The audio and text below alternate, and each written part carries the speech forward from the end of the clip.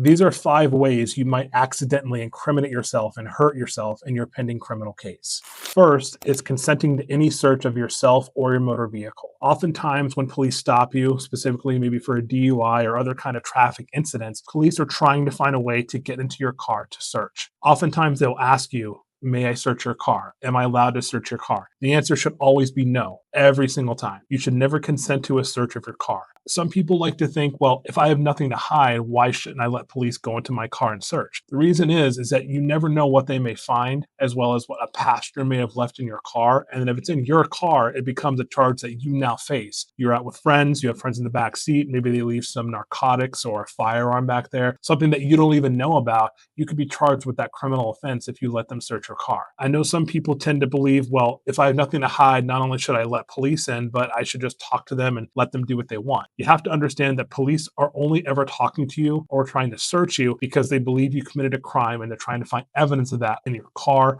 or on your person. But no matter what you do, you never agree to consent. It doesn't matter if it makes you look guilty in front of the police. You have a right under the Fourth Amendment to not allow police to search you. And police are forbidden from illegal searches and seizures. So no matter what happens, no matter how nice the officer is when they talk to you, never ever consent to a search. Force them to go get a warrant if they want to search your vehicle or your person. Number 2, posting on social media. Oftentimes people want to talk about it. Talk about what happened, talk about their situation, talk about their arrest, just because maybe it was a traumatic experience. Maybe they don't believe that their side of the story was heard. But oftentimes people like to post about what happened to them and why. And I cannot stress how bad that is to do. And I see a lot of influencers, people who have content that they put online, try to talk about incidents that happened. The problem is, as the lawyer, when I look at that, I can just tell that they're making a huge mistake, because at that point, anything you say can always be used against you. Whenever you're a named defendant in a criminal case, anything you say can always be used against you,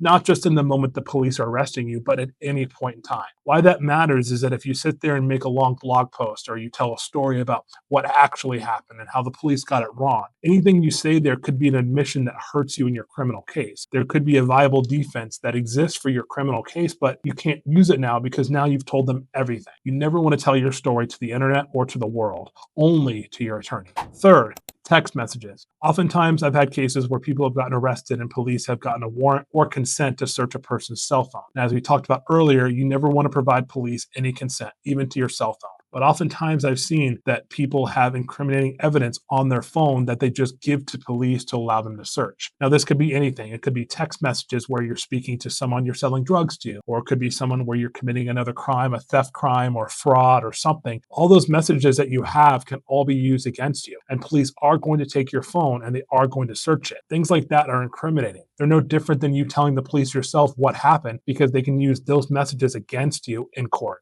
Number 4. Oftentimes people believe that if they just tell their story and tell their side of things, that the police are going to listen to them and understand them. But what you have to understand is many times when police are called and they're called on you directly, you are the bad guy, no matter what. You're always set up in that way and you're looked at in that way. It doesn't matter what your story is or what you have to say. Police are coming to talk to you because they have an agenda to arrest you. They're not looking to hear your side of the story. They're looking to have you admit to something. They want you to say that you hit the person or you robbed the bank or you stole the car. They want to get you to admit to something. That's why they're talking to you. Many people believe that if they just tell their story or explain, that this officer will understand them, but oftentimes that's not the case. Your story has to be saved for your attorney and for your criminal case in court. You don't want to give them all the information because you give them ammunition to use against you when they're charging you. Even an innocent mistake or something where maybe you're not even potentially criminally liable, you still never want to say anything to police, because over-explaining yourself can set traps for yourself. You could admit to information that they didn't previously know.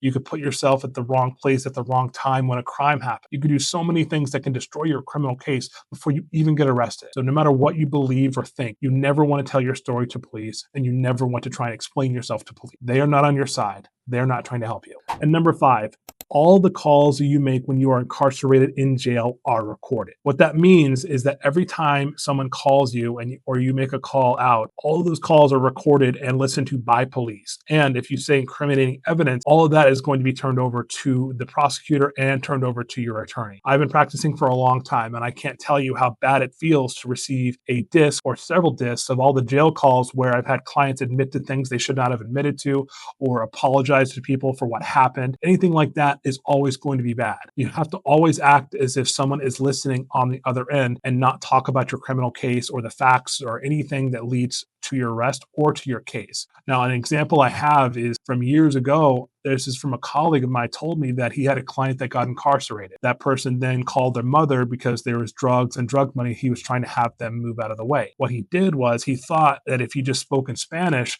that the police would not understand the Spanish and that he would be able to tell his mother in Spanish where to hide the drugs, where to move the money. Problem is that there are people who speak Spanish that are police officers and they're able to hear this, they're able to translate this. And because of that, he was forced into having to take a plea bargain to avoid his mother being prosecuted for him trying to essentially create a conspiracy for her to cover things up. Again, whether you're speaking in English or speaking in Spanish or any other language, all calls are recorded, so you never, ever want to talk about anything about your case when you're on the phone.